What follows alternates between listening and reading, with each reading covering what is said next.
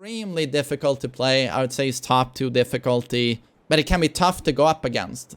But that's also usually because Steve players are extremely strong Tekken players.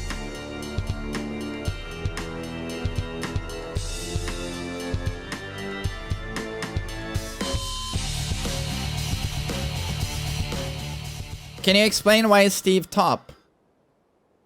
Why is Steve top? I mean top tier. I don't believe Steve is top tier. I believe he's high tier, so that means he's not top 10, but he's more like right outside of a top 10. Somewhere like where you would put Brian. Although I believe there's more of a case for Brian being a top tier than Steve. In my opinion. You might see it differently. Wait, what am I doing here? Default. Preset 2. It's just because he plays the counter hit game so well. It's like this is no one really does this, you know, back when. This is a 13 frame wait. A space opera music. I can't listen to it while I'm trying to explain this. What just happened to my stream? There, I can see my stream again. So, this is his most famous attack. This is his counter hit launching high. Back one, so that's a left hook. That's a 13 frame startup. So it's very, very fast, right? 13 frames. That's like a perfect electric. And while this looks like it doesn't reach very far, it has a huge hitbox. Huge hitbox that they press into. So let's say Akuma from there does like a jab. I'll do this from here and kablam, he's counter hit. If you know, it's got a much bigger hitbox than you think. And what you do with this attack is that you don't just do back one like this. You cancel it into flicker, and then flicker can immediately be stance cancelled. This means that when I'm throwing this out from far away from you, I take 0 risk.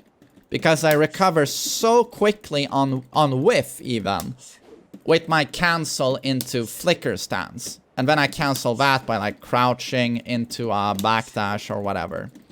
So I take no risk. And what's, again, like completely unique about this attack also is that, because you do find like, you know, King's back one is a 12 frame counter hit. And Noctis has an upward one 13 frame counter hit. But this move again is better on whiff than those attacks. And it's got a beefier hitbox. But what really sets this move apart from the other characters that have similar attacks is this. Do you see that block frame? That's -1. That is basically back to neutral. Back to neutral. So it's like, it's just... he's completely unique in this regard. Like, oh, you blocked my stuff? Well, I have absolutely absurd frames, right? -2. -5. I'm 0. That's the thing. Mid counter hit launcher, -2. What makes Steve so strong is that high reward, 0 risk. Like, Steve stays much more safe than most characters. -5, throwing out attacks that, you know, counter at launch for gigantic damage. Gigantic damage. And not only am I not, like, -9 is still good, right? You're still safe. Cannot be punished. But the thing with Steve is that most of the time he just goes back to neutral, pretty much.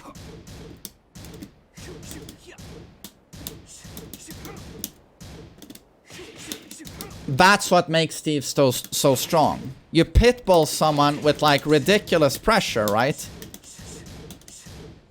And yeah, most of the time you have such strong frames even on block that you just keep up the pressure.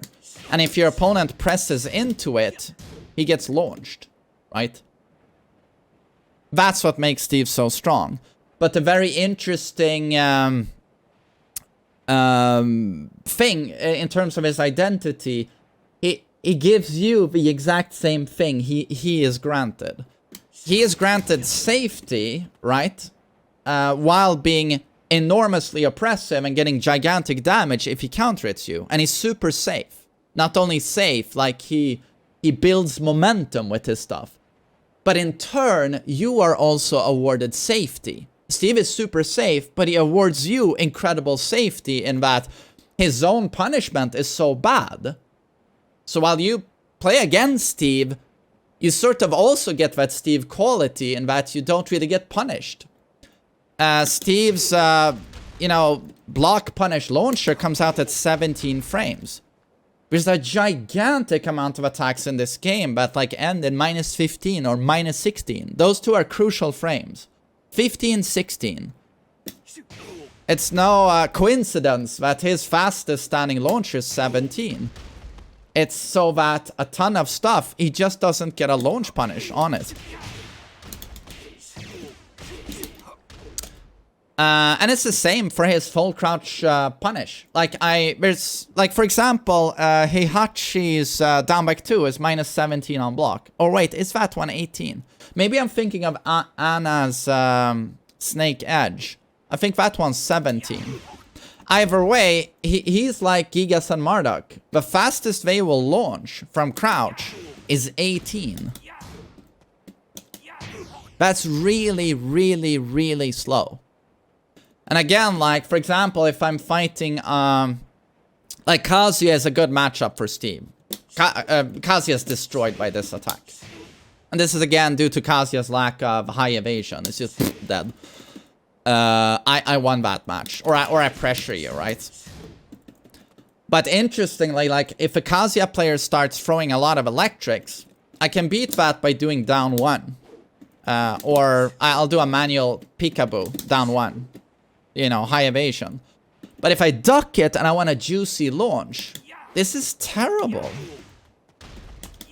You know, you try and duck all of these highs and you try and launch them. Like, it's so fucking hard to do with this move. Like, not only do I need to crouch and commit to an 18 frame attack, but even the execution is a bit awkward. Hold down back and then slide into down for 2. It's just, his punishment is super bad. So there's a very interesting thing going on as soon as you are playing Steve or playing against Steve. You have to remember that, okay, he's super safe. And if I press into anything, I die. That's pretty fucking unique. And he builds momentum. Even with a counter hit launching move, he's building momentum because it's only -1 on block. Right? He builds momentum while doing counter hit launchers. It's completely unique. But at the same time, he actually grants me a ton of safety. So, anytime you see Steve on the screen, it's a super different Tekken, like for both characters. And I really love that about the character. And again, he also forces you in a situation where, you know, just blocking, you're taking a risk, right? It's like very, very oppressive character.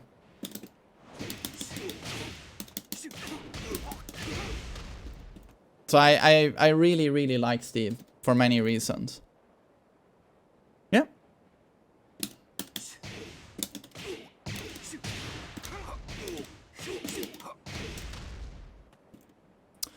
Can you do a video on how to counter the Steve matchup? He's very complicated and one of the most important characters I don't know much about. Countering Steve is very, very difficult. The thing is, Steve players, he doesn't do well online. So most people, let's say you're a Noctis main and you find yourself in Mighty Ruler ranks. If you run into a Steve at Mighty Ruler ranks, he's probably there's a good chance he has better Tekken fundamentals than you. Now, I'm generalizing a little bit, but in most cases, this will be true. And one of these fundamentals is timing. So he might have better timing than you. And this means that he will start reading when you like to press, right? And then he'll do this. Kablam. And you get counter hit. And I drop the combo. But you eat a ton of damage. And a move I could have mentioned before as well is his rocket launcher. Like, this move, it's just ridiculous. They nerfed this attack. It used to be even better. Like, you won't believe it. But this mid-wall splat with a ton of reach. If I went into Flicker, this used to be neutral on block. I mean, you see the reach, right? It's now -3, which is still ridiculously strong. But that used to... You see the reach. That used to be neutral on block. Is my fucking lamp flickering? So what I'm trying to say, I'm showing this attack, and there's a lot we can show, right? It's a very complicated matchup. But if you boil it down to just the fundamental aspect, you might go into a Steve that has better timing than you. And then it's important to never needlessly press buttons against him, due to having some of the best keep out in the game with the back one. And probably your opponent is very strong with timing, considering it's his best quality. It's the timing game. So never press needlessly into a Steve is number one. Number two, thank you, Easy, for 3 years of support. Very, very kind of you. I really appreciate it, sir. Thank you. So never press into him needlessly. Remember that you are safer against him. So if you have attacks that are like -15, 16, you can actually spam them against him. And his 12 frame punish is not that strong. But let's say, for example, you play, a famous example, you play Negan. You can do your, you know, forward 1+2, what does he say? Not cool. You're launching Power Crush, -15. Steve can't launch it. This is the punish Steve gets, 42, into knockdown. This completely transforms your launching Power Crush, because suddenly the risk reward with Negan's combo damage, where you can get 100 damage easily with a wall, it's so in your favor, right? You have a Power Crush, Hyper Armor startup mid-launcher for 100 damage potentially, right? And Steve can only get this. So that's something to think about, how Steve allows you to get away with shit. An interesting thing with my character, Kazuya, is that if I miss a Hell Sweep and I come out Hell Sweep 1 and he blocks it, I'm -16. Steve can't launch it. That's something I remember. You know, among other things. Steve's comeback ability is really bad. Like, he has one of the best rage drives in the... What is happening with this fucking light? Like, you know, I'm gonna turn it off. I can't stand that flickering. It's so annoying. I don't know why the light is doing that. This is one of the best rage drives in the game. Like, I used to consider it number 1, but I think Hiachi's is better. I have a video on that coming up.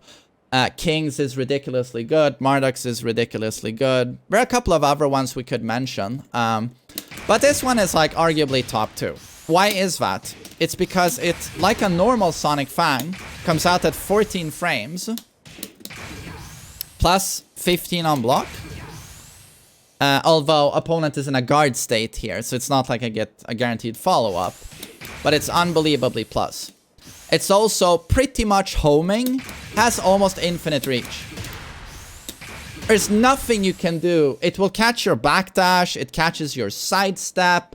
It catches you pressing buttons.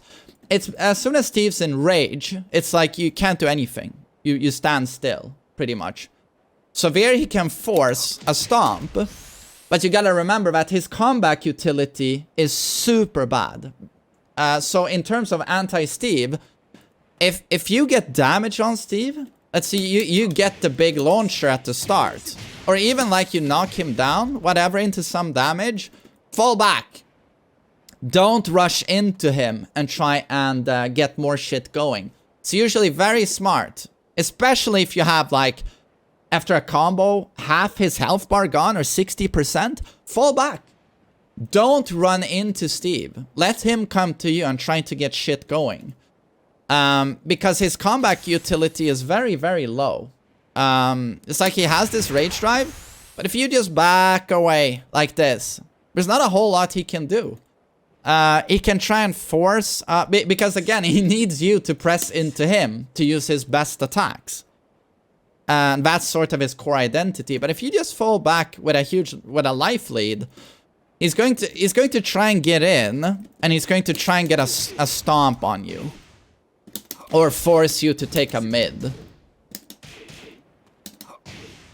And that's why he's also so dangerous at the wall. Because as soon as his stomp has no range. 0 range. That's why when you back away like this, he has to dash in your face to try and get this stomp going. He doesn't have a 50-50 really. He wants you to press into him. But if he has you at the wall, and he has multiple attacks that are sort of there just to create distance, to get you to the wall. Even on block. Boom, you're at the wall. That's there for a reason. He wants you at the wall. Because here he has a wall throw with a tag 2 break. That means you only have 15 frames to break this. It's very, very hard to break on reaction. Guarantees 1-1-2. If I have you at the side, like you get launched. You're dead. So that's the side switch throw. And also, when I'm standing like this, I have access to a really strong 50-50. Can do that. And I do my absolutely insane rocket launcher that I discussed before. So Steve is completely different when he has you at the wall. That combos. If I'm low on health, this is half your health bar. Because the rage art doesn't scale there. It's a 100% connect. So yeah, in my opinion, that's what you should think of when you go against Steve. Like, don't press into him. Life leads mean a lot. You have extra safety against him. Make the most out of that. Stay away from walls. Those are the key aspects. But it's also a reality that Steve has a gigantic pool of attacks. And many different ways of playing him. So matchup knowledge is going to be key as well. Very complicated character to play. Complicated character to play against. But extremely honest. A lot of people have this misconception that he's a bullshit spam character. It's like, well, if you find that spam annoying, just hold back. Very honest in his spam. All he does is test your patience. There are no tricky strings that involve like knockdown lows or, you know, it's not Nina, Anna, Xiaoyu. Insert any waifu here, to be honest, or Leroy. It's like the strings are only there to test your patience. That's it. It's no memorize the low, high, mid. Extremely honest character. Extremely difficult to play. I would say he's top 2 difficulty. But it can be tough to go up against. But that's also usually because Steve players are extremely strong Tekken players. Most of the time. So I hope that was enlightening.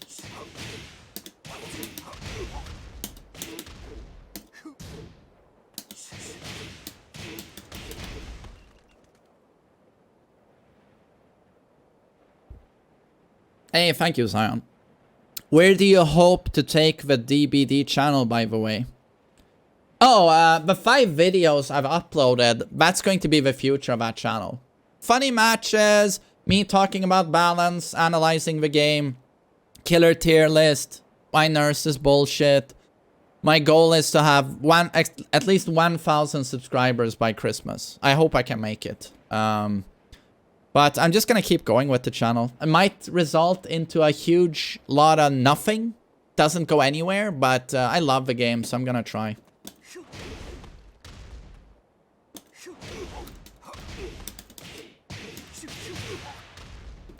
It's cool to see it finally getting uploads. Yeah, how long have I talked about it, Selfo? How long have I talked about it? It's been a long journey, but I'm happy I'm there now. John, good morning. Great to see you. And Salvo, sorry, as I was talking where you asked about the scrim matches. Yeah, for those who want, we're gonna do, I mean, sweaty custom games. Well, we try our best to win and learn. Are you gonna play Lies of P? No. Or probably not. Should you step Steve? No. He has extremely strong homing. You see this string? No matter how much you step, that's just up your ass. You're not really meant to step Steve, no.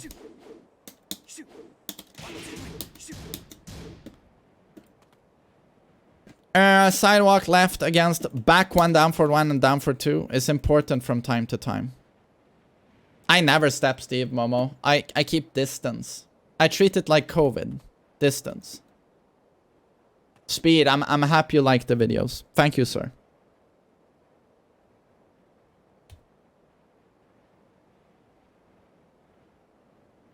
Gonna put that Steve breakdown on YouTube. Might help other people as well.